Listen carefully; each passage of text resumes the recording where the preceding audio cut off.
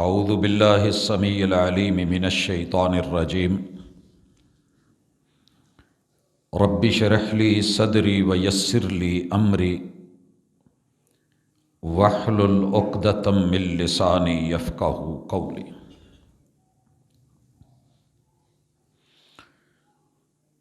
حاضرین مجلس، احباب گرامی، سامعین و سامعات،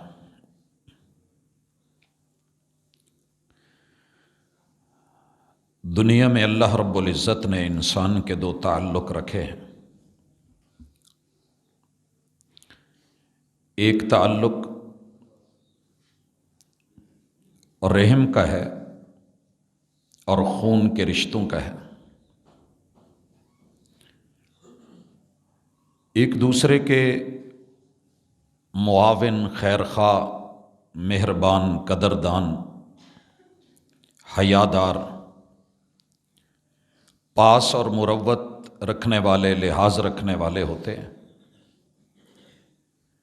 اگر مثبت چلیں تو دنیا اور آخرت میں خوشی، کامیابی، کامرانی کا باعث۔ اگر معاملہ برعکس ہو جائے تو اکثر خون بہاتے ہوئے لوگ بھی خونی رشتے ہی ہوتے ہیں۔ دوسرا تعلق اللہ رب العزت نے دین کا رکھا ہے۔ یہ وہ لوگ ہوتے ہیں کہ جنہیں ہمارے ماں باپ نے جنم تو نہیں دیا ہوتا، ایک گھر ایک چھت کے نیچے تو نہیں پلے ہوتے، ان کا علاقہ یا خطہ یا وطن ایک نہیں ہوتا، یہ 7 بر اعظموں میں دنیا بھر میں کہیں بھی ہوں، عقیدے کی بنیاد پر، ایمان کی بنیاد پر، توحید کی بنیاد پر، رسالت کی بنیاد پر، اللہ اور اس کے رسول سے ایک تعلق کی بنیاد پر بننے والا یہ رشتہ، یہ بھی آپ کا مہربان، قدردان، خیرخواہ، محب، چاہنے والا، عزت کرنے والا، پاسدار اور بہت ہی حیادار ہوتا ہے۔ جب ان دو رشتوں میں مقابلہ آ جائے، ایک طرف خون کا رشتہ ہو اور دوسری طرف دین کا رشتہ ہو،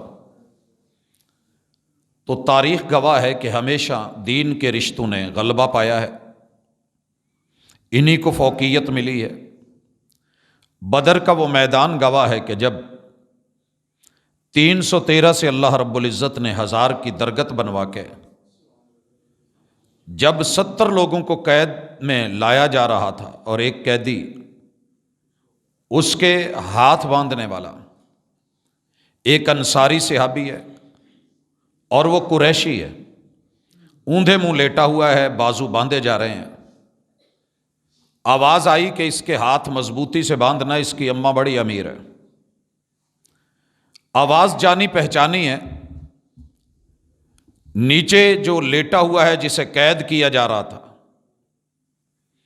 وہ کہتا ہے کہ بھائی تو میرا ماں جایا ہے، تجھے میری حمایت کرنی چاہیے تھی، ساتھ دینا چاہیے تھا، تو الٹا میرے خلاف کہہ رہا ہے کہ اس کے بازو مضبوطی سے باندھو، اس کی ماں بڑی امیر ہے۔ تو جواب آیا کہ میرا بھائی تو نہیں رہا، میرا بھائی وہ ہے جو دین کا، کلمے کا، عقیدے کا بھائی ہے۔ اس لیے اللہ رب العزت اگر خون کے رشتوں میں، نسب کے رشتوں میں، حسب کے رشتوں میں عقیدہ اور ایمان بھی ساتھ عطا کر دے تو اس سے بڑی غنیمت کوئی نہیں ہوتی، اور اگر یہ مقابلے میں آ جائیں تو پھر میرے پیغمبر کے سگے چچے بھی جاتے رہتے ہیں۔ آج اسلامی کیلنڈر کا 6واں مہینہ 22 تاریخ، اس تاریخ میں ایک ایسی عظیم ہستی کہ جسے کائنات میں اللہ اور اس کے رسول پہ اعتدال کے ساتھ ایمان لانے والے اہل السنہ والجماعہ کے جتنے بھی گروپس ہیں، ان سب میں بالاتفاق یہ ٹائٹل اور عنوان ملا ہے کہ افضل الخلق بعد الانبیاء والرسل۔ روئے زمین پر جب سے انسانیت ہے، جناب آدم سے لے کے جناب محمد الرسول اللہ صلی اللہ علیہ وسلم تلک، آپ سے لے کے قیامت تلک جتنے بھی لوگ پیدا ہوئے ہیں انبیاء اور رسل کے بعد، اگر کوئی ہستی، کوئی ذات عہدے، مرتبے، دین، شان کے لحاظ سے بلند و بالا ہے، وہ نام ہے جناب ابو بکر صدیق رضی اللہ تعالی عنہ۔ حضرات یہ کون ہے؟ آج کی ملاقات میں اس کی تفصیل آئے گی۔ لوگ ان سے جلتے کیوں ہیں، ان کے نام لینے سے پریشان کیوں ہوتے ہیں، ان کا رفض اور انکار کیوں کرتے ہیں، اور اسے دین کا فریضہ جو وہ سمجھتے ہیں اس کے مطابق کیوں ہے، ان ڈھیر سارے سوالوں کے جواب آپ کو آٹومیٹکلی انشاءاللہ ملتے جائیں گے۔ ہماری عادت ہے کہ ہم اپنے انداز کو مثبت رکھتے ہوئے بات کرتے ہیں۔ اگر کسی کو لینا ہے تو وافر سامان ملے گا، محبتوں کا، ایمان کا، یقین کا۔ اگر کسی کو نفرت کرنی ہے تو نفرت کے بسا اوقات اسباب نہیں ہوتے ہیں، وہ بلا سبب بھی ہو سکتی ہے۔ تو آغاز کرتے ہیں۔ یمن کے سربراہ ابرہہ نے اس وقت ایک کام کیا تھا، اور وہ کام انتہائی اس کی نظروں میں بڑا ضروری تھا کہ اس نے اپنے ہاتھیوں اور ساتھیوں کے ساتھ مکہ المکرمہ کی طرف رخ کیا اور بیت اللہ کو گرانے کے لیے آگے بڑھا۔ اس سال کو عام الفیل کے نام سے شہرت ملی۔ یہ پرانے زمانے میں بھی ایسا تھا، آج بھی ایسے ہے، جیسے 9/11 کے واقعے کو شہرت ملی۔ تو عام الفیل، اللہ رب العزت نے اس پہ پورا قرآن مجید کے اندر ایک چیپٹر اتارا، سورۃ الفیل۔ الم تر کیف فعل ربک باصحاب الفیل۔ ہاتھیوں اور ساتھیوں والے کے ساتھ کیا ہوا، یہ ایک تاریخ ہے آپ کے سامنے۔ اسے 2 سال اور 6 ماہ گزرے تھے، 2 سال 6 ماہ، 573 عیسوی چل رہا ہے۔ ایک شخص ہے، نام عثمان ہے، والد کا نام عامر ہے، اور دادا کا نام عمر ہے۔ عمر جب میں بولوں تو میں کئی دفعہ پہلے وضاحت دے چکا ہوں کہ عین، میم اور را عمر ہوتا ہے۔ اگر اس کے آگے واو آئے تو یہ عمرو نہیں، عمر ہوگا۔ جناب عمر کے گھر بیٹا پیدا ہوتا ہے عامر، عامر کے گھر بیٹا پیدا ہوتا ہے عثمان، اور عثمان کے گھر بیٹا پیدا ہوتا ہے، اور عثمان اس کا نام رکھ دیتے ہیں عبد الکعبہ، کعبے کے ساتھ ایک محبت، تعلق اور مودت۔ بیت اللہ کا ایک نام بیت العتیق بھی ہے، اسی نسبت سے ان کا لقب عتیق رکھا گیا۔ یہ 38 سال کے ہو گئے، تجارت کر رہے ہیں، متمول خاندان سے تعلق ہے، صاحب ثروت ہے، اللہ رب العزت نے وافر دولت سے نوازا ہوا ہے۔ لإیلاف قریش ایلافہم رحلۃ الشتاء والصیف، قریش کا قبیلہ ہے بنی تیم، اس کے اندر انہوں نے آنکھ کھولی ہے، اور ان کے بھی کاروان چلتے ہیں گرمیوں اور سردیوں میں، جہاں جہاں تجارت کا رخ بنتا تھا، راستے ہموار ہوتے تھے، آسان ہوتے تھے، تو ان کا کاروباری لنک ہے۔ ان کی عمر ہوتی ہے 38 سال۔ ادھر محمد الرسول اللہ صلی اللہ علیہ وسلم جو 571 عیسوی میں پیدا ہوئے تھے، ان سے 2 سال بڑے ہیں، 40 سال کے ہوتے ہیں، اعلان نبوت فرما دیتے ہیں۔ آپ علیہ الصلاۃ والسلام پہلی وحی اقرأ بسم ربک الذی خلق، خلق الانسان من علق، اقرأ وربک الاکرم الذی علم بالقلم علم الانسان ما لم یعلم، یہ اترتی ہے، آپ بیان کرتے ہیں روئے زمین پہ، یہ پہلے فرد، پہلے شخص، ان کا پہلا اعزاز، رتبہ اور مرتبہ ہے کہ جنہوں نے بغیر کسی استفسار کے، چونکہ چنانچہ، اگرچہ مگرچہ، کوئی ہیلا بہانہ، ہیل و حجت پیش کرنے کی بجائے اس دعوت کو قبول کیا، اور اول المؤمنین، پیغمبر کے بعد ٹھہرے۔ یہ رتبہ مقدر سے ملا کرتا ہے، ہر شخص کے لیے نہیں ہوتا۔ کوئی بھی ادارہ شروع ہوتا ہے تو کسی ایک کو یہ اعزاز ہوتا ہے کہ وہ اس کا پہلا سٹوڈنٹ ہوتا ہے۔ اللہ رب العزت نے اس شرف سے نوازا۔ نبی مکرم صلی اللہ علیہ وسلم نے نام عبد الکعبہ سے بدل کے عبداللہ رکھ دیا۔ اور لقب صدیق ملا، کنیت ابو بکر ملی، تو میں یہ آج نام صرف اس لیے پیش کر رہا ہوں کہ جو اپنے اسلاف ہوں، بڑے ہوں، ان کا تعارف اپنے بچوں کو، اولادوں کو انسان دے کے جاتا ہے، اور یہ تعارف ہمارے ایمان کا حصہ ہے، یقین کا حصہ ہے، اتقان کا حصہ ہے، محمد الرسول اللہ صلی اللہ علیہ وسلم کی محبت کا حصہ ہے۔ نام عبداللہ ہے، بہت کم لوگ اس کو جانتے ہیں، عبد الکعبہ سے بدلہ ہے، اور یہ نام خود محمد الرسول اللہ صلی اللہ علیہ وسلم نے رکھا ہے، عبداللہ، اور کنیت ہے ابو بکر۔ ان کے والد کی کنیت ہے ابو قحافہ،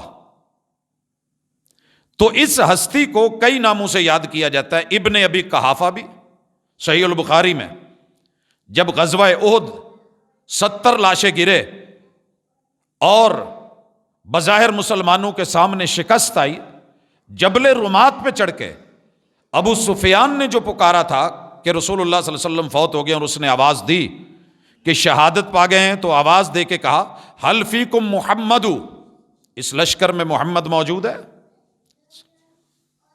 تو اس کے من میں تھا کہ میں نے اپنے 70 لوگوں کا بدلہ لے لیا۔ جب جواب نہیں ملا، ڈیٹیل ہے کہ جواب کیوں نہیں آیا، موجود ہے، اس پہ ہم بات کر چکے ہیں، لیکن اس نے جو دوسرا نام پکارا تھا، حل فیکم ابن ابی قحافہ، کیا ابو قحافہ کا بیٹا آپ میں موجود ہے؟ تو ابن ابی قحافہ جو ہے یہ بھی کنیت ہے جناب ابو بکر صدیق رضی اللہ تعالیٰ عنہ کی باپ کی طرف سے، اور نبی مکرم صلی اللہ علیہ وسلم جیسے ان کی کنیت ابو القاسم ہے بیٹے کی طرف سے، تو ان کے بیٹے کی طرف سے ان کی کنیت ابو بکر ہے۔ یہ نام اپنے بچوں کو سینے پہ لکھ کے دنیا سے جائیے گا۔ اللہ رب العزت نے اس ہستی کو جو پروٹوکول دیا ہے، شاید کائنات میں کسی کو نہ ملا امت میں سے۔ باقی رہ گئی کہ لوگ مخالف کیوں ہیں، انشاءاللہ قدم قدم پہ چیزیں آتی جائیں گی۔ یہ اولویت کوئی چھین نہیں سکا، نہ لفظوں میں، نہ حقیقت میں، نہ ریئل میں، نہ واقعے میں۔ اب یہ ہستی تجارت بھی کرتی ہے، آغاز اور پیدائش میں ذکر کر چکا، وفات کا میں تھوڑا سا ذکر کر دوں۔ آج کی تاریخ 22 جمادہ الثانیہ ان کی وفات اور رحلت کا دن ہے۔ خیر، یہ ہستی ہے کیا؟ میں پہلے ان کے کچھ امتیازات احباب کی نظر کرنے لگا ہوں۔ ہر لفظ بلکہ ہر جملہ ایک مکمل کتاب ہے، اس کے اوپر لکھا جا سکتا ہے، پڑھا جا سکتا ہے، بیان کیا جا سکتا ہے۔ احباب کی نظر کرتا ہوں، سنیے گا۔ امتیازات میں پہلا امتیاز مومن اول روئے زمین پہ، اس پہ بے شک ایک بک لکھی ہے، تو 1000 صفحے سے اوپر خوبیوں، خصائص اور کام اور کارناموں کے ساتھ یہ کتاب اور تھیسس سامنے آ سکتا ہے۔ شرط یہ ہے کہ معتدل ہو، ریسرچ اسکالر ہو، اور ڈنڈی مارنے والا نہیں ہو، محب رسول و آل رسول۔ جتنی محبت اس شخص نے رسول اللہ صلی اللہ علیہ وسلم اور آپ کی آل سے کی ہے، شاید ہی کسی کے نصیبے میں آئی ہو، مگر ہم با وفا تھے اس لیے نظروں سے گر گئے، تجھ کو طلا شاید کسی بے وفا کی تھی۔ یہ ان کو ایک ٹائٹل ملا ہے کہ میرے پیغمبر کے سفر کے بھی یار ہیں، حضر کے بھی یار ہیں۔ لکھیے اس پہ جتنا مواد میسر ہے۔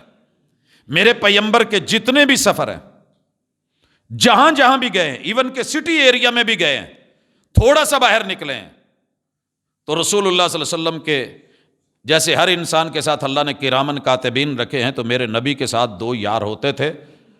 جاء رسول اللہ صلی اللہ علیہ وسلم و ابو بکر و عمر، طلع رسول اللہ صلی اللہ علیہ وسلم علی احد ومعہ ابو بکر و عمر۔ یہ آپ کو کثرت کے ساتھ ملے گا۔ تو میرے نبی کے یار سفر، یار حضر بھی، یار غار بھی، اور یار مزار بھی۔ اس لیے ہم نے آج کے عنوان کو، آج کے جمعے کو عنوان دیا ہے کہ صدیوں کی صداقت اور وفا، کوئی ایک دن کی بات نہیں، 1458 برس، صدیوں کی صداقت اور وفا کا خلاصہ ابو بکر عبداللہ ابن ابی قحافہ رضی اللہ تعالی عنہ، یہ وفا اور یہ رفاقت آج بھی ہے۔ جو حج عمرے پہ جاتے ہیں دیکھتے ہیں کہ مصطفیٰ کے ساتھ جو ہستیاں لیٹی ہیں ان میں سر فہرست یہ جناب ابو بکر ہیں رضی اللہ تعالی عنہ۔ اسی طرح پیکر صدق و وفا، سچائی اور وفا کا پیکر، سالار صحابہ، غازی و مجاہد، امیر المجاہدین، فاتح ارتداد، فاتح منکرین زکوٰۃ، فاتح منکرین ختم نبوت، یہ سارے ٹائٹل ہیں اس ہستی کے، وارث مصلح رسالت فی حیات ہی و بعد ممات ہی۔ میری نبی کی زندگی میں ایک مصلح پہ کبھی دو امام نہیں کھڑے ہوئے، آپ نے دیکھے ہوں گے۔ میرے مصطفیٰ علیہ الصلاۃ والسلام مصلح میں بائیں طرف ہیں، یہ پیچھے ہٹنے لگے، امامت کروا رہے تھے، محبوب بیٹھے ہوئے، انہیں دائیں طرف اپنے ہی مصلح پہ کھڑا کر کے میرے پیغمبر نے اپنی موجودگی میں بتایا کہ اگر کوئی میرا وارث ہے تو جناب ابو بکر، اگر اس مصلح کا کوئی حقدار ہے، بلا فصل بلا فاصلہ، کوئی فاصلہ نہیں، یہ مصطفیٰ صلی اللہ علیہ وسلم، ساتھ میں جناب صدیق ہیں، ان کو اور 17 نمازوں کے امام، آل رسول کے امام۔ آپ کا کیا خیال ہے، آل رسول مسجد نبوی سے ہٹ کے کئی نماز پڑھتے تھے؟ 17 نمازیں میرے مصطفیٰ صلی اللہ علیہ وسلم کی زندگی میں، امام ہیں آل رسول کے، امام ہیں صحابہ کرام کے، امام ہیں جناب عمر کے، امام ہیں جناب عثمان کے، امام ہیں جناب علی حیدر کرار کے، امام ہیں ایک ایک ہستی کے جنہوں نے محمد رسول صلی اللہ علیہ وسلم کا کلمہ پڑھا تھا، رضی اللہ عنہم اجمعین۔ حضرات، یہ ٹائٹل ملنے کے بعد امیر المومنین ہیں، جانشین سید المرسلین ہیں، افضل الخلق بعد الانبیاء والرسل ہیں، خلیفہ اول اور بلا فصل ہیں۔ ایک اور شرف کسی بھی صحابی کو قیامت تک یہ کسی انسان کو میسر نہیں ہوگا کہ جن کے باپ بھی مسلمان۔ یہ ابن ابی قحافہ وہی ہیں جو بوڑھے بزرگ سفید بال لائے گئے تھے، تو آپ نے کہا تھا کہ ان کو کیوں لایا گیا، ہم خود چل کے آ جاتے، اور یہ اعزاز شاید کسی اور شخص کو یوں لفظوں میں مصطفیٰ صلی اللہ علیہ وسلم سے نہ ملا ہو۔ خود بھی صحابی، والد بھی صحابی، بیٹے بھی صحابی، بیٹیاں بھی صحابی، پوتے اور پوتیاں بھی صحابی، نواسے اور نواسیاں بھی صحابی۔ کوئی چھیننا چاہے چھین نہیں سکے گا، جلنا چاہے تو جلنے کی اجازت ہے، اور دنیا جلتی ہے۔ ویسے کچھ سمجھ نہیں آئی مجھے، اس پہ خوش ہونا چاہیے تھا۔ اللہ تعالیٰ نے اس ہستی کو اگر اعزاز دیا ہے تو ساتھ کس کا دیا؟ محمد رسول اللہ صلی اللہ علیہ وسلم کا۔ خیر، مصلی رسول پہ جو بات ہوئی وہ ہم دیکھ چکے۔ اب آتے ہیں وفات کے بعد اصل کام شروع ہوتا ہے۔ دنیا بولے گی کہ ان میں کیا تھا، میں تفصیل بھی دوں گا انشاءاللہ، اختصار بھی دوں گا۔ 10 ایسے کام تھے، بلکہ میں آج شاید 12 گنوں، کہ جن کے اوپر اگر اس وقت تاریخ نے لکھا ہے یہ جملہ، اگر صدیق اکبر نہ ہوتے رضی اللہ تعالی عنہ، چلانے والا تو رب ہے کائنات کو، لیکن بظاہر کسی کو ذریعہ اور وسیلہ بناتا ہے، اس طرح کا امام قائد، اس طرح کی سیادت، اس طرح کی قیادت اور اس طرح کی سیاست اس کے بعد آج تلک صدیوں میں کسی سے نہیں ہو سکی۔ ذرا چیک کیجئے، سب سے پہلے چیک کرواتا ہوں، گھر میں باپ فوت ہو جائے نا، والد صاحب جب فوت ہوئے، 5 بھائی اپنی اپنی رائے دینے لگے کہ قبر کہاں ہونی چاہیے۔ مجھے وہ منظر یاد آ گیا، لیکن میں پہلے ایک اتنا بڑا ایشو تھا جسے آج تک امت حل نہیں کر سکی، اور صدیق رضی اللہ تعالیٰ عنہ نے پل جھپکتے حل کیا تھا۔ اتنی بڑی اللہ نے قیادت اور سیادت کا لیڈر بنایا تھا۔ یہ مدینہ میں نہیں تھے، قباء کے قریب مقام صنع پہ تھے۔ یہ جملہ اپنے بچوں کو دلوں میں اگر لکھ سکتے ہیں تو لکھیے گا۔ اس قدر سیادت اور قیادت کی قائدانہ صلاحیتیں مقام صنع پہ ہے۔ پتہ چلا ہے محبوب وفات پا گئے ہیں، خبر ملی ہے، گھوڑے کی ننگی پیٹھ پہ چڑھ کے مدینے میں اترے ہیں اور اپنی بیٹی سے اجازت لیے گھر میں آنے کی۔ اجازت لے کے جب اندر داخل ہوئے ہیں تو میرے اور آپ کے مرشد علیہ الصلوۃ والسلام کے چہرے پہ کپڑا دیا جا چکا ہے۔ باقی جو منظر ہے وہ آپ کو ذہن میں خود بخود آ جانا چاہیے کہ یہ صرف دلوں کی محبت نہیں، ایمان کی محبت کا پیکر تھا جو آج لیٹا ہوا ہے۔ صدیق اکبر رضی اللہ تعالیٰ عنہ نے چہرے سے کپڑا اٹھا کے جو دیکھنا تھا حکیم الامت کو، کائنات کی حکمتوں میں پلے ہوئے شاگرد اول نے محبوب کے جسم اطہر کو، نبضوں کو دیکھ کے وفات پا گئے ہیں، ماتھے پہ بوسہ دیا اور ایک جملہ بولا تھا، طبت حیم و میتا، فیصلے کر دیے محبوب میں نے زندگی میں بھی آپ سے بڑھ کے پاکیزہ کوئی نہیں دیکھا اور وفات کی حالت میں اس سے بڑھ کے پاکیزہ کوئی نہیں دیکھا۔ حضرات اسی کے ساتھ حوصلہ، جزم، عزم، صبر، استقامت، حق، حقیقت، اعلان، پرچار، کتنے ٹائٹل ہیں جو دوں یہاں پہ، لیکن وقت مختصر ہے۔ مسجد نبوی میں آتے ہیں، اس قدر پریشانی ہے، جب دلوں کا محبوب اٹھ جائے نا اور خبر ہو کہ کئی دن سے بیمار ہیں، غنودگی میں ہیں، بے ہوشی کے عالم میں ہیں، نماز میں نہیں آئے، دکھ تو ہوتا ہے۔ جس سے ہمارا تعلق ہے نا، ایک جمعہ آگے پیچھے ہو جائے نا تو پریشانی ہونے لگتی ہے۔ 17 نمازیں رہ گئی تھی، اللہ اکبر، خبر مل گئی ہے وفات۔ جب آئے ہیں تو حضرت عمر رضی اللہ تعالیٰ عنہ کھڑے ہوئے ہیں، تلوار ننگی کی ہوئی ہے، اور کہا سنو، اگر کسی نے کہا کہ مرشد محبوب پیمبر فوت ہو گئے ہیں، سر تن سے جدا کر دوں گا، جرت کوئی نہ کرے۔ وہ حق ہیں اور حق کو کبھی موت نہیں آتی، حق بھی کبھی مرا، یہ نہیں ہو سکتا۔ جناب ابوبکر صدیق رضی اللہ تعالیٰ عنہ نے آ کر کے پروٹوکول کو، سٹیٹس کو نہیں دیکھا کہ کوئی مجھے دعوت دے گا تو پھر میں آؤں گا، پھر میں خطاب کروں گا، بیان کروں گا۔ موقع کو بھانپا آئے، ممبر پہ کھڑے ہوئے، انتہائی مختصر خطبہ دیا اور جملے کہے، انہو من کانا یعبد محمدن فإن محمدن قد مات۔ اس سے پہلے جو تمہید تھی، کمال تھی، جو اللہ کی عبادت کرتا ہے اللہ حی قیوم ہے، زندہ ہے، اور اگر کوئی محمد صلی اللہ علیہ وسلم کو معبود سمجھ کے عبادت کرتا تھا تو سن لے، میں دیکھ کے آیا ہوں محمد صلی اللہ علیہ وسلم فوت ہو چکے۔ یہ کہنے کے بعد جو انہوں نے استدلال کیا تھا وہ کتاب اللہ سے کیا تھا، انک میت و انہم میتون، افإن مات، میت اور مات کا لفظ صدیق اکبر رضی اللہ تعالیٰ عنہ نے پڑھ کے جب خطبہ دیا، عمر جیسی جرار ہستی کی تلوار بھی گر گئی، خود بھی گشی کھا کے گر گئے کہ میرے محبوب اس دنیا سے چلے۔ اور اس کے بعد امت مجتمع ہو گئی۔ یہ پہلا اختلافی میٹر تھا جس کے اوپر مسجد نبوی، پورا مدینہ منورہ، 1.25 لاکھ سے زیادہ میرے پیمبر کے اصحاب نے یہ فیصلہ لے لیا کہ جناب صدیق اکبر کی بات برحق ہے، صحیح ہے اور سچ ہے، محمد رسول صلی اللہ علیہ وسلم وفات پا گئے۔ اس مسئلے کو تو آج تک آپ اور میں نہیں حل کر سکے۔ جو مدینہ میں رہ کے اس ہستی نے، سلیوٹ کرنا بنتا ہے اس ہستی کو، امت کو اکٹھا کرنے والی، موقع کو بھانپنے والی۔ آپ کو پتہ ہے ایک ہی مذہب، ایک ہی مسلک اور ایک ہی گروہ کے 2 لوگ حیاتی اور مماتی میں بٹ کے ایک دوسرے کے پیچھے نماز نہیں پڑھتے۔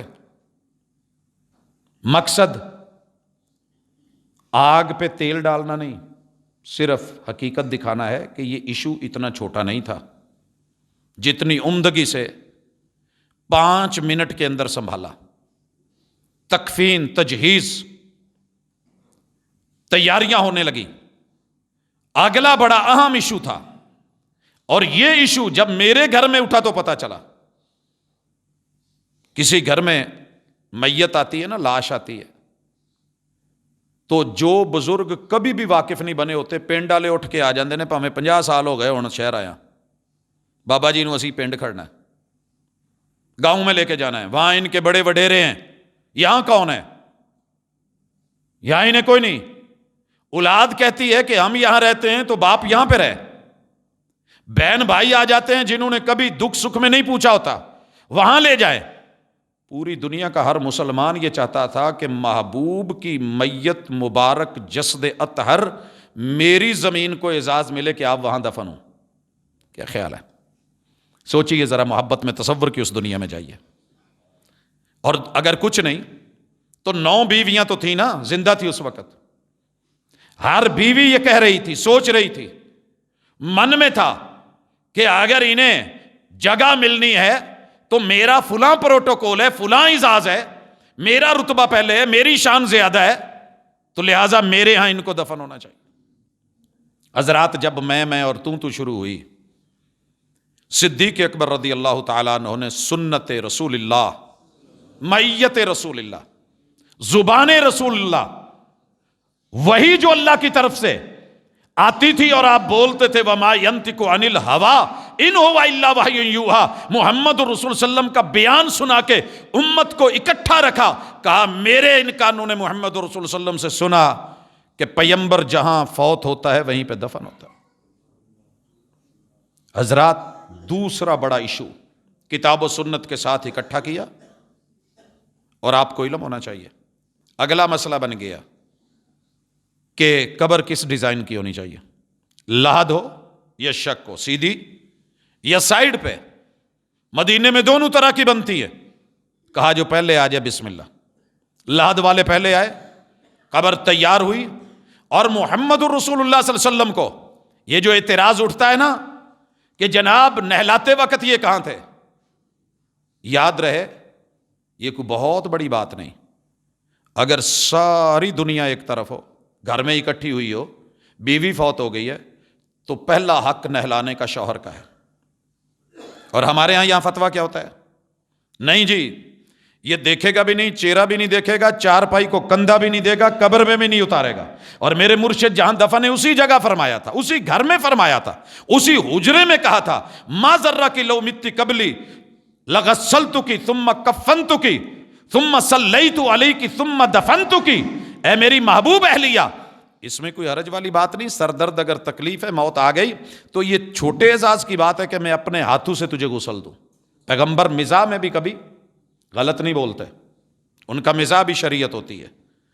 کیا فیصلہ دیا؟ ہاتھوں سے غسل دوں، اپنے ہاتھوں سے کفن دوں، خود جنازہ پڑھاؤں، اپنے ہاتھوں سے قبر میں اتاروں. محمد الرسول اللہ صلی اللہ علیہ وسلم کو اسی حجرے میں جس کے بارے میں کائنات کے امام نے کہا تھا ما بین بیتی و ممبری روضۃ من ریاض الجنہ، روئے زمین پہ اگر کوئی جنت کا ٹکڑا ہے تو میرے ممبر اور میرے گھر کے درمیان، حجرے کے درمیان، اسی جنت کے ٹکڑے میں محمد الرسول اللہ صلی اللہ علیہ وسلم کو دفن کیا گیا. تیسرا مسئلہ جو بن چکا تھا کس نے سنبھالا، اور کمال دنائی کے ساتھ، وہ یہ تھا کہ آپ کے بعد کمانڈ کون سنبھالے، قیادت کون کرے. خیر، کہنے والوں کے تو جتنے منہ اتنی باتیں ہیں، تب بھی ایسے ہی تھا. آپ کو پتہ ہے کہ آپ نے بڑے بڑے قبائلی نظام کے بت توڑ دیے تھے. جو ہی آپ اس دنیا سے گئے تو ہر کہنے لگا کہ سردار میں سردار میں سردار.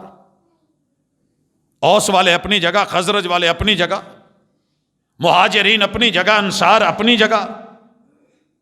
لیکن کوئی ایک ہی فرد ہوتا ہے جو پورے ٹبر کو سنبھال کے رکھتا ہے. یہ بات یاد رکھیے گا. کوئی لوگوں کو، شاگردوں کو، اداروں کو، قوموں کو، لوگوں کو اپنی اپنی بولیاں بولی جا رہی تھیں. اللہ جزا دے. ادھر تدفین، تکفین، تجہیز کے لیے، یہ بھی میں بات کہہ دوں، کہا جاتا ہے جی جن کو درد تھا، پیار تھا، وہ تو ظاہر ہے محمد رسول صلی اللہ علیہ وسلم کے جو اس وقت رشتے میں قریب ترین لوگ تھے، سب نے تو وہاں نہیں نہلانا تھا. جب والد صاحب کو نہلانے لگے تو پتہ نہیں کتنے لوگوں کی تمنا تھی کہ ہمیں بھی ساتھ، لیکن ہمیں فیصلہ لینا پڑا. موقع پہ فیصلہ لینا پڑا. اگر میری پوری تمنا تھی کہ میں خود نہلاؤں، لیکن دیکھ رہا تھا کہ چھوٹے بھائی بھی ہیں، بھانجے بھی ہیں، بھتیجے بھی ہیں، بچے بھی ہیں، تو خود پیچھے رہ کے ان کو آگے کیا. یہ بڑا پن تھا صدیق اکبر رضی اللہ تعالیٰ عنہ کا.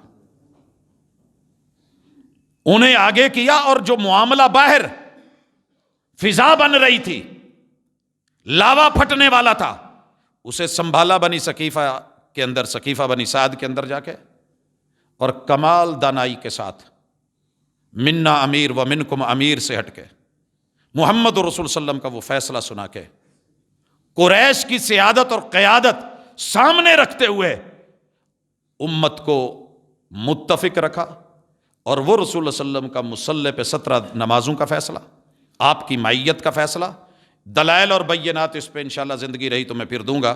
یہ تیسرا بڑا سیاسی عدم استحکام جو بپا ہونے چلا تھا اس کو کنٹرول کیا۔ جی اس کے بعد چلیے چوتھی طرف، آپ علیہ الصلوۃ والسلام کہ اس صحابی نے جو عظیم کام کیا ہے، سننے کے لائق اور سمجھنے کے لائق۔ جب یہ 3 کام ہو گئے تو چوتھا کام یہ تھا کہ اس اختلاف کے اندر حالات جو بگڑے ہیں کیسے کور کیا جائے، بیرونی اور اندرونی۔ ان بیرونی اور اندرونی معاملات میں جو انتشار کی فضا تھی اسے متحد کیا۔ مثال دیتا ہوں، فیصلہ کیا لینا ہے، کرنا کیا ہے۔ رسول صلی اللہ علیہ وسلم کی جب وفات ہوتی ہے، خبر ملتی ہے، تو آپ نے ایک لشکر جناب اسامہ کی قیادت میں روم کی طرف روانہ کیا ہوا تھا شام کی۔ یہ راستے میں سے واپس آ گئے۔ اب یہاں چھوٹے چھوٹے مسئلے ایشوز ہوتے ہیں، کیا کیا جائے، کیسے کیا جائے۔ اس فضا کے اندر ذرا محسوس کیجئے گا، جو نئے نئے مسلمان ہوئے تھے وہ کہنے لگے کہ یار ضرورت کیا ہے، جس کے لیے کلمہ پڑا تھا وہ تو رہا نہیں۔ دیگر مسائل بننے لگے، ارتداد آنے لگا۔ 4 سے 5 لوگوں نے نبوت کا دعویٰ کر دیا۔ آپ کو پتا ہے کہ اگر آپ کی دکان کے سامنے آپ کا بہت بڑا ہوٹل ہو، نان چنے کی ریڑھی لگ جائے نا تو وہ بھی دکھنے لگتی ہے۔ نبوت اور نبوت کے مقابلے میں نبوت، کوئی بات نہیں، اگر یہ فوت ہو گئے تو ادھر آ جاؤ، مارکیٹ ہے۔ یہ کوئی چھوٹا ایشو نہیں تھا، معاملہ ختم نبوت کا یہ کوئی معمولی کیس نہیں تھا۔ حضرات سمجھیے کس نے بھانپا؟ امت کے سب سے کریم اور نرم ترین انسان، اور مالی طور پہ آپ سوچ نہیں سکتے کہ اس وقت فنانشلی جو مسائل آ رہے تھے اور اکنامکلی بالکل جیسے مارکیٹ بیٹھتی ہے، مدینہ جو عروج پہ جا رہا تھا بالکل دھڑام سے نیچے بیٹھ گیا تھا۔ بیت المال ختم، کوئی 1 روپیہ جمع نہیں کروایا جائے گا، کوئی زکوٰۃ نہیں دی جائے گی، کوئی ایمانی معاونت نہیں ہوگی، مالی معاونت نہیں ہوگی، افراد کی معاونت نہیں ہوگی۔ لوگ کٹنے لگے، پیچھے ہٹنے لگے۔ مدینہ یوں محسوس ہو رہا تھا کہ سمٹ کے جتنی مسجد نبوی ہے اتنا رہ گیا ہے۔ اب ان حالات میں کیا کیا جائے؟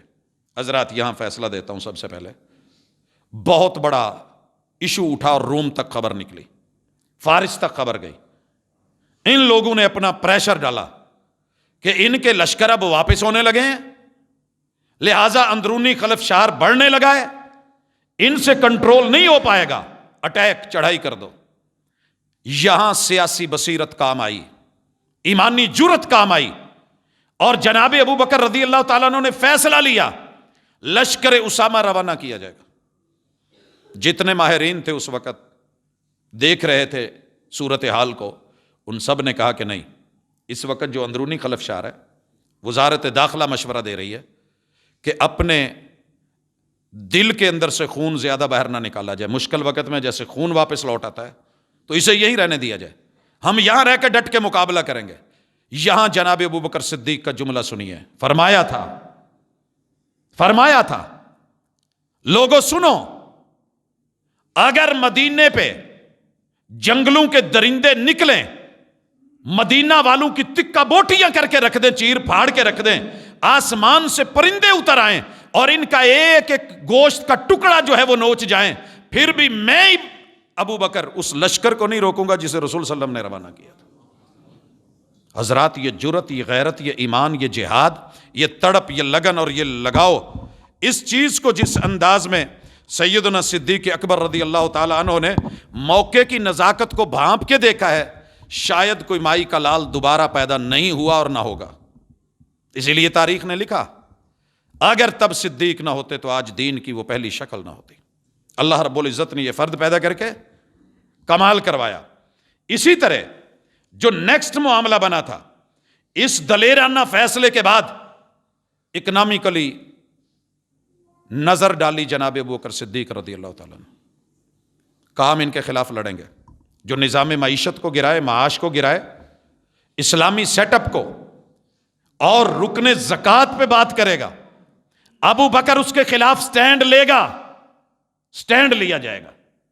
حضرت عمر جیسے بھی دبنگ لوگ کہنے لگے، فرمانے لگے، جملہ سنیے، ہم ان سے لڑیں گے جو کلمہ پڑھتے ہیں۔ آج یہ کتنا ہے رواداری کے نام پہ، وہ جی کم از کم کلمہ تو پڑھتے ہیں، کلمہ داخلہ ہے، یہ ایڈمیشن ہے، ایڈمیشن کا فارم بھر کے اگر کوئی بندہ فیس نہیں دیتا، یونیورسٹی فارغ کر دیتی ہے، کالج فارغ کر دیتے ہیں، ادارے فارغ کر دیتے ہیں۔ اللہ نے ایک رکھا ہے، کیوں بھاگ رہی ہے ایف بی چاروں طرف؟ ایک نظام، ایک سسٹم ہے، شریعت کا، آسمان کا ہے، جس نے دنیا بنائی ہے، جس نے پیٹ لگایا ہے، اس نے بتایا ہے کہ 2.5% جو ہے امیر کے پیسوں سے لے کے غریب کو دیا جائے گا تاکہ اس کا بھی چولہا جلے۔ یہ کون ہوتے ہیں نہیں دینے والے؟ کہا حالات خراب ہے نہ لڑیں، کہا ہم لڑیں گے۔ اور سن لو، یہ جرأت مندانہ فیصلہ تھا حضرت عمر کو اور قوم کو میسج دے دیا، وہ بکری تو دور کی بات ہے، بکری کے گلے میں بندھی ہوئی رسی جو زکوٰۃ میں رسول صلی اللہ علیہ وسلم کے دور میں بیت المال میں آتی تھی، اگر اس سے بھی کسی نے روکا یا منع کیا، صدیق لڑے گا۔ اس لیے دکھتا ہے صدیق، اس لیے پریشانی ہے صدیق اکبر رضی اللہ تعالیٰ عنہ سے۔ وفات کا میٹر حل ہوا، تدفین کا میٹر حل ہوا، سیاسی عدم استحکام ختم ہوا، لشکر اسامہ روانہ کر کے انٹرنیشنل ریلیشنز کو خبر دے دی کہ ہمارا تمہارے ساتھ وہی طریق ہے جو منہاج نبوت تھا، جو طریقہ محمد تھا صلی اللہ علیہ وسلم۔ ہم اس سے ہٹے نہیں ہیں، پیچھے نہیں ہٹے، 1 انچ کے لیے بھی پیچھے ہٹنے والے نہیں ہیں۔ اندر کا میٹر حل کیا، کتنا بڑا مسئلہ تھا، اور اسے حل کرنے کے بعد یہ جو سٹینڈ لیا گیا منکرین زکوٰۃ کے خلاف، اس پہ 8ویں نمبر پہ ذرا سنیے، ایک اور مسئلہ کھڑا ہو گیا۔ میں ڈیٹیل آج وقت رہا تو انشاءاللہ دوں گا، نہیں تو اگلے ملاقات میں ایک ایک چیز کی تفصیل آئے گی کہ آپ سے دنیا پریشان کیوں ہے۔ آپ کو تو گئے ہوئے صدیاں بیت گئی ہیں، جفا و وفا کا سلسلہ جاری کیوں ہے، لیکن انشاءاللہ دنیا دیکھے گی، سنے گی۔ ٹیبل ٹاک کریں ان سے کہ انہوں نے نبوت کا دعویٰ کر دیا، سجا نامی عورت نے کیا، مسیلمہ کذاب نے کیا، دیگر لوگ کھڑے ہوئے، کیا کیا ابو بکر نے؟ کہا نو ٹیبل ٹاک، نکلو۔ حفاظ بھی نکلیں، قاری بھی نکلیں، استاذ بھی نکلیں، شاگرد بھی نکلیں، تفصیل آئے گی۔ ایک حافظ تیار کرتے ہوئے، کسی ادارے میں ایک حافظ تیار ہو جاتا ہے نا، وہ ہمیں فنکشن پہ بلاتے ہیں، آمین پہ، سر جی آئیں، آ کر کے اس علاقے میں ایک بچہ حافظ ہو گیا ہے، سالوں کی محنت لگتی ہے، دل کا خون لگتا ہے، ریاضت لگتی ہے، پھر جا کر کے یہ پارے حفظ ہوتے ہیں اور ان کا فہم ملتا ہے۔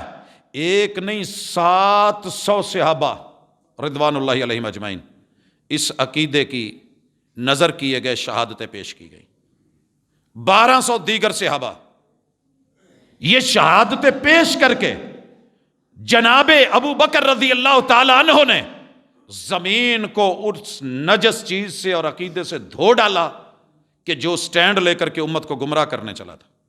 اور 9ویں نمبر پہ پھر کفر نے جہاں سر اٹھایا، صدیق وہاں پہنچا رضی اللہ تعالیٰ عنہ، شرک نے سر اٹھایا، صدیق وہاں پایا گیا، لوگوں ارتداد نے سر اٹھایا، نفاق نے سر اٹھایا، یہود و نصارہ نے سر اٹھایا، عالم کفر نے جہاں جہاں سر اٹھایا، صدیق وہیں کھڑا تھا۔ بڑے حیران تھے کہ یہ کہاں پہنچ جاتا ہے، کیسے آ جاتا ہے، چند لوگ بھیج کے ہیبت، دبدبا اور رعب قائم کر دیتا ہے۔ یہی وجہ ہے کہ دشمن کل بھی پریشان تھا، دشمن آج بھی پریشان ہے، وگرنہ صدیق کا کوئی اور تو جرم نہیں ہے۔ ہاں، یہ کرنے کے بعد سرزمین تہامہ گواہ ہے، صدیق آئے تھے، حجاز گواہ ہے، جناب صدیق آئے تھے، نجد گواہ ہے، جناب صدیق آئے تھے، یمن کا چپا چپا گواہ ہے کہ کچھ صدیق تھا، عروض گواہ ہے، بحرین گواہ ہے، شام گواہ ہے، عراق گواہ ہے، ایران گواہ ہے۔ ان کی بستیاں اور قصبے اور شہر نام لوں گا، تفصیل دوں گا، انشاءاللہ ایمان والوں کا ایمان بڑھے گا، یقین والوں کا اتقان بڑھے گا۔ اور اگر کسی کے دل میں ان کے لیے بلا وجہ نفرت ہے اور سوچ سمجھ کے اعتدال اور عدل کے ساتھ رہنا چاہتا ہے تو یقیناً اس کی سوچ بدلے گی، اور اگر کوئی مزید دلدل میں جانا چاہتا ہے تو اس کے اپنے نصیبے کی بات ہے۔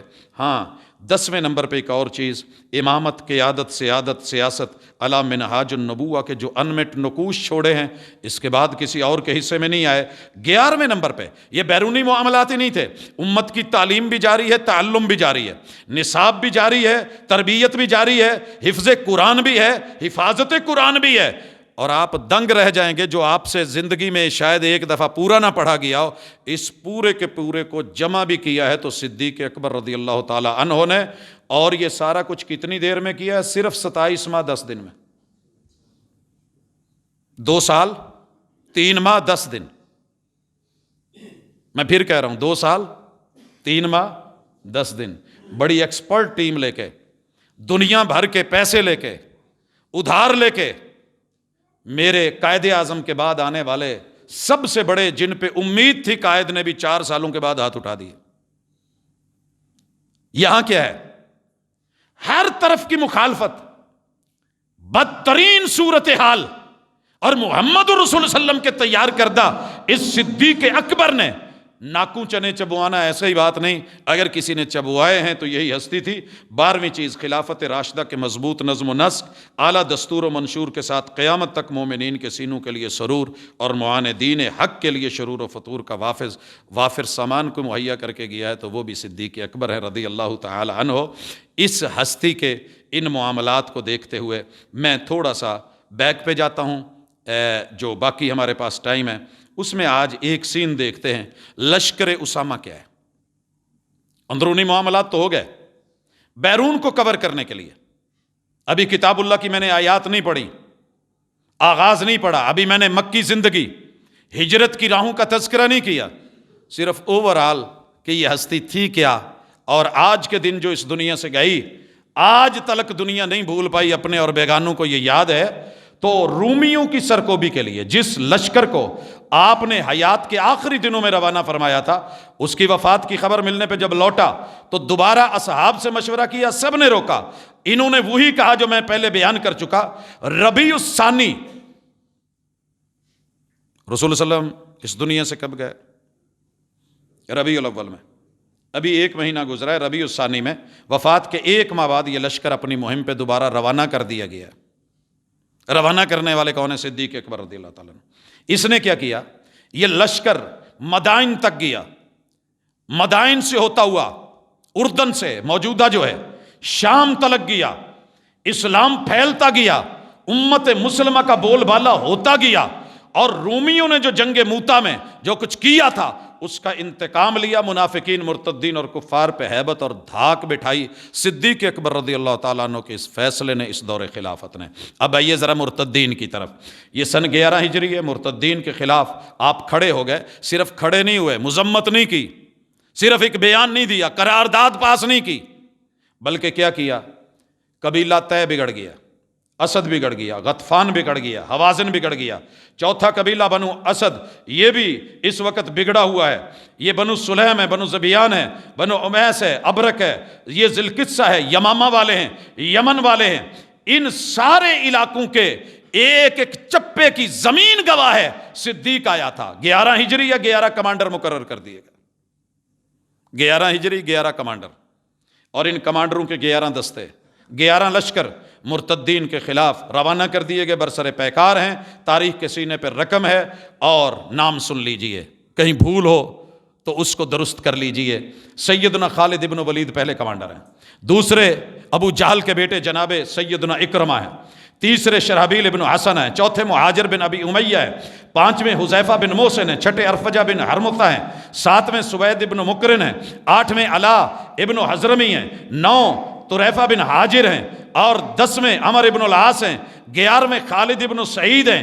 ان 11 کمانڈروں کی شجاعت اور سیدنا نعمان ابن مقرن اور ان کے ساتھیوں کی والہانہ شہادت آج بھی تاریخ نہیں بھولی کہ صدیق نے کسی کو روانہ کیا تھا، اور صدیق کے کمانڈر یہاں آئے تھے اور مرتدین کو ان کے انجام تک پہنچایا تھا۔ ایک اور پہلو بھی دیکھ لیں کہ انہوں نے معیشت اور معاش، نظام زکوٰۃ کے خلاف جو سلسلے ہوئے، جن جن علاقے کے سرداروں نے کہا ہم زکوٰۃ نہیں بھیجیں گے، انہوں نے انہیں صرف ایک میسج دیا تھا۔ ایک بات یاد رکھیے، وہ پہلا خطبہ تھا، تم میں جو طاقتور ہے وہ میرے نزدیک کمزور ہے، اگر وہ ظالم ہے، اور جو تم میں سے کمزور ہے، مظلوم ہے تو میرے لیے طاقتور ہے، مظلوم کو جب تک حق دلا کے طاقت والا نہ کر دوں اور ظالم سے جب تک حق چھین کے مظلوم کو دے کے اس کو کمزور نہ کر دوں، ابو بکر نہ کہنا، یہ میرا کام ہے۔ اتنا سا خطبہ تھا۔ خیر، باقی تو جو کچھ ہے بیان آپ سن چکے ہیں۔ ایک رسی بھی لوں گا، اور دنیا کو بتایا صدیق آیا تھا یہاں پہ رہتی دنیا تک مالک بن نویرہ تمیمی، یہ جو تمیمی کہتا تھا نا کہ میں نے نہیں دینی، سر فہرست تھا، ان کا سرغنہ تھا، اس کے جو حالات ہوئے وہ تاریخ میں رقم ہے۔ اب ذرا منکرین ختم نبوت، ہمارے پاس 5 منٹ ہیں، اس میں ذرا دکھانا چاہتا ہوں سین، تفصیل کبھی ہو تو آپ پڑھیے گا۔ سجا نامی عورت کا دعوی نبوت ہے، لشکر صدیق کی یلغار ہے، اس ٹولے کی بدترین ناکامی ہے، حتیٰ کہ یمن کی طرف فرار ہوئے اور یہ ٹولہ بھی بکھرا، پیچھا کیا ان کا پورا کہ عقیدہ ختم نبوت کوئی معمولی چیز نہیں۔ دوسرے نمبر پہ طلیحہ بن خویلد الاسدی اٹھا، دعوی نبوت کیا، چشمہ ناراگا گواہ ہے، شدید جنگ ہوئی، اور میرے صدیق کے جتنے کمانڈر اور ساتھی ہیں وہاں پر پہنچے، حتیٰ کہ وہ بھاگا، شام کی طرف جا کر کے فرار ہوا، شکست فاش ہوئی، پھر توبہ کر کے رجوع کر کے اسلام قبول کیا۔ تاریخ کو یاد ہے کہ کمانڈر سیدنا خالد ابن ولید طلیحہ اسدی کے خلاف آئے تھے اور عقیدہ ختم نبوت کا پرچار اور حق کا بول بالا ہوا تھا۔ تیسرے نمبر پہ مسیلمہ کذاب، کہنا بڑا آسان ہے، اس بندے نے رسول اللہ صلی اللہ علیہ وسلم کی زندگی میں ملاقات کی، آیا، اپنے آپ کو نبی ثابت کرنے کے چکر میں رہا، حضور صلی اللہ علیہ وسلم گئے، دعویٰ کر بیٹھا، 40,000 کا لشکر لے کے آیا، جناب صدیق اکبر نے سیدنا اکرمہ، سیدنا شرحبیل ابن حسنہ اور تیسرے کمانڈر خالد ابن ولید ان کو بھیجا، اور یہ جس طرح قہر بن کے ٹوٹے تاریخ گواہ ہے۔ 21,000 منکرین ختم نبوت واصل جہنم ہوئے، 700 حفاظ اور 1200 صحابہ شہادتوں کے نذرانے پیش کر کے دنیا کو بتایا کہ مسئلہ ختم نبوت یہ گفتار سے نہیں، اس کا حل ہے تو تلوار سے ہے۔ یہ تھا یقین، یہ تھا اجماع، اور یہ تھے جناب ابوبکر صدیق۔ دکھتا تو ہے، تکلیف تو ہوگی، پریشانی تو ہوگی۔ اور چوتھے نمبر پہ اسود الانسی نے بھی دعوی نبوت کیا یمن میں، اس نے بیعت عام شروع کر دی، عامل نجران پہ حملہ کر دیا اور عمر بن حزم کی جلا وطنی کر دی، صنعاء پہ بھی اس نے حملہ کر دیا، عامل شہر شہر ابن بازان کو قتل کر دیا، شہید کر دیا۔ کمانڈر سیدنا علی بن حضرمی کی قیادت میں لشکر جرار بھیجا صدیق اکبر رضی اللہ تعالیٰ عنہ نے، اسود الانسی واصل جہنم ہوا، یمن کے مقبوضہ علاقے واپس کیے گئے، بحرین فتح ہوا، عمان فتح ہوا، فتح در فتح بتاتی چلی گئی کہ صدیق اکبر آئے تھے اور عقیدہ ختم نبوت کے محافظ بن کے رہے تھے۔ باقی انشاءاللہ زندگی رہی اگلی ملاقات میں تفصیل دوں گا کہ عراق پریشان کیوں ہے، ایران پریشان کیوں ہے، اور آج بھی ایرانیوں کو اس ہستی سے تکلیف کیا ہے۔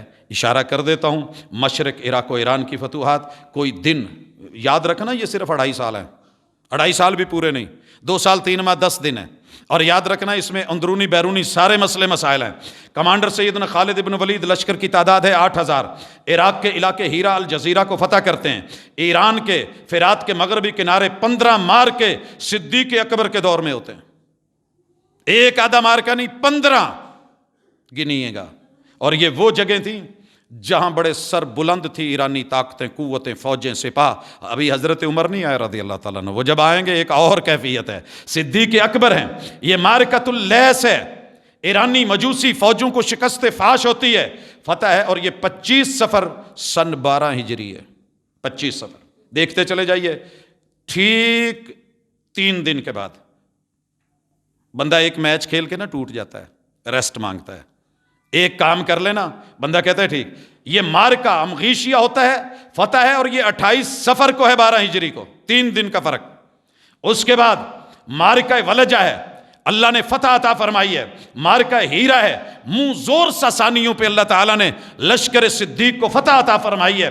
اور 5ویں نمبر پہ مدائن میں مارکا ہوتا ہے، اللہ تعالیٰ مسلمانوں کو فتح دیتے ہیں۔ 6 نمبر پہ فتح انبار ہے، 7ویں پہ عین التمر میں فتح ہے۔ اسی طرح یہ لشکر 8ویں نمبر پہ دومت الجندل پہنچ گیا ہے، اور 9ویں نمبر پہ حسید میں پہنچا ہے، 10ویں نمبر پہ فتح خنافس ہے، اور 11ویں نمبر پہ فتح جو ہے وہ مسیخ ہے، 12ویں نمبر پہ اس وقت یہ مارکا ہو رہا ہے فراز کے اندر، 13ویں نمبر پہ جزیرہ میں، 14ویں نمبر پہ یہ مارکا ہو رہا ہے سنئی میں، 15واں مارکا زمیل میں، اور پھر آدھی فوج 9,000 کا لشکر لے کر کے جناب خالد ابن ولید ان 15 جگہوں کے اوپر جناب محمد الرسول اللہ صلی اللہ علیہ وسلم کا دیا ہوا دین، صدیق اکبر کا بھیجا ہوا لشکر، حق اور حقیقت، ایمان اور ایقان کے جھنڈے گاڑتے ہوئے کفر اور اس کے خلاف جتنا کچھ مواد جو مہیا کر رہے تھے پیچھے، ان کو کیفر کردار تک پہنچایا۔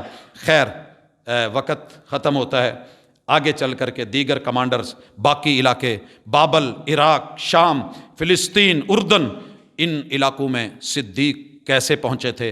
دنیا پریشان صرف اس لیے ہے کہ ہم تو کمزور سمجھے تھے، بڑا نرم دل سمجھے تھے، وقت بھی کوئی نہیں لیا، 2 سال 3 ماہ 10 دن، اور پوری دنیا میں امت مسلمہ کا سر بھی بلند کر گیا، قرآن مجید بھی جمع کر گئے، اور خلافت علی منہاج النبوہ دے گئے، خلافت راشدہ دے گئے، بلا فصل دے گئے، اور وصل مصطفیٰ صلی اللہ علیہ وسلم کے ساتھ وصال ہوتا ہے بھائی جمادہ الاولیٰ کو، اور 7 دفن ہیں، زندگی میں بھی ساتھ ساتھ، وفات کے بعد بھی ساتھ ساتھ، نشر میں بھی ساتھ ساتھ، حشر میں بھی ساتھ ساتھ، انشاءاللہ جنت میں بھی ساتھ ساتھ۔ یہی ایمان ہے، یہی عقیدہ ہے۔ تجھے دکھتا ہے تو میں کچھ کر نہیں سکتا، لیکن ایمان کی نظر سے دیکھے گا تو تجھے پیار آئے گا، اور اگر کسی دوسری نظر سے دیکھے گا، وہ تو جانے، تیرا دل جانے، تیرا سینہ جانے، سینے کا کینہ جانے۔ الم نشرح لک صدرک، صدیق کے لیے سینے کھلے ہیں جیسے مصطفیٰ کے، ویسے ان کے امتیوں کے کھلے ہیں۔ اللہ حامی و ناصر ہو، وما توفیقی الا باللہ۔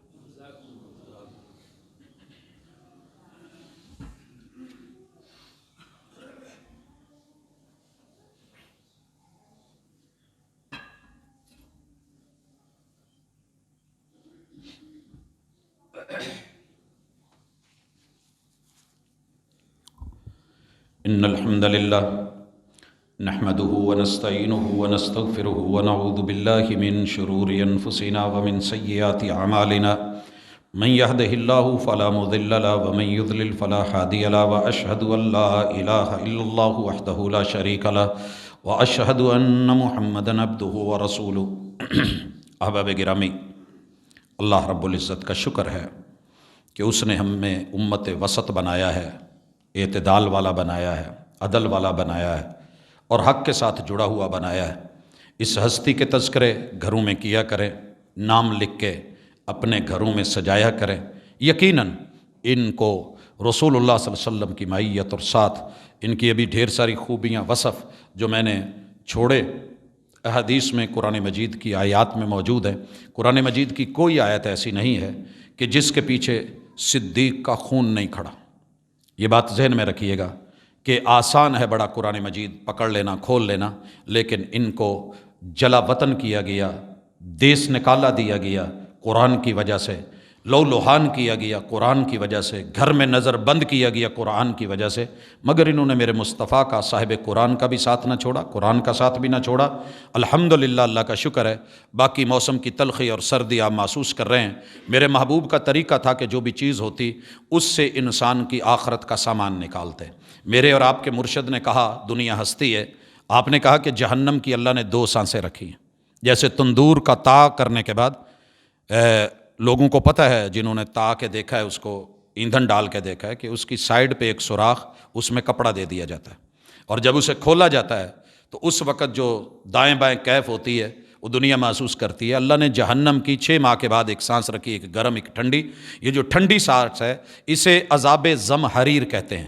اتنی شدید ٹھنڈک کہ جہنمی اس ٹھنڈک کی وجہ سے جل جائیں گے۔ برف کے اندر، اللہ نہ کرے کہیں کسی بلاک کے اندر چاروں طرف ہوں اور انسان اس میں پھنس جائے، گلیشیروں میں جو ہمارے فوجی پھنسے تھے، جو کیفیت وہی جانتا ہے جو وہاں پہ ہے، تو کس طرح آگ لگتی ہے، جلن ہوتی ہے، 2 منٹ برف نہیں پکڑی جاتی۔ یہ بھی اللہ کے محبوب نے بتایا کہ جہنم کی سردی زمہریر، جس سے جہنم بھی پناہ مانگے۔ آپ کا اور میرا کیا خیال ہے؟ ہم صرف اس کو ایزی لے رہے ہوتے ہیں، انجوائے کر رہے ہوتے ہیں، چلے جی بون فائر کر لیں، وہ کر لیں، سارا کچھ۔ محبوب نے یہاں بھی سبق سکھایا، اور گرمی کے بارے میں بھی بتایا کہ یہ جہنم کی آگ، دنیا کی آگ، اس سے کتنی ٹھنڈی کر کے 69 اسے لائٹ کر کے بھیجی گئی ہے۔ اگر تم سے یہ برداشت نہیں ہوتی تو پھر تم سے وہ برداشت کیسے ہوگی؟ لہٰذا نافرمانیاں، ضد، بغاوت، اس کو، انا کو چھوڑ کے اتباع کی طرف آئیے، اور یہی انسان کی کامیابی اور کامرانی ہے۔ اللہ بیماروں کو شفا دے، ہمارے اساتذہ بیمار ہیں اللہ ان کو تندرستی دے، اسی طرح ہمارے رشتہ دار عزیز و اقارب ڈھیر سارے لوگوں کی اموات ہوئی ہیں اسی ہفتے میں، اللہ سب فوت شدگان کے ساتھ بھلائی اور نیکی کا معاملہ کرے، جو زندہ ہیں بیمار ہیں اللہ صحت عطا فرمائے، بے اولادوں کو اللہ اولاد کا میوہ دے، اور جو پریشانیاں ہیں اللہ تعالیٰ وہ حل فرمائے، مالی طور پہ جو لوگ مقروض ہیں یا بے روزگار ہیں اللہ ان کا ہاتھ پکڑے اور کسی کا محتاج نہیں کرے، اللہ رب العزت میرے وطن کی حفاظت فرمائے، اور اللہ عالم اسلام میں جہاں جہاں بھی مسلمان پریشان ہیں اللہ ان کی پریشانیوں کو دور کرے اور اپنی مدد نازل فرمائے۔ سبحانک اللہم و بحمدک اشہد ان لا الہ الا انت استغفرک و اتوب۔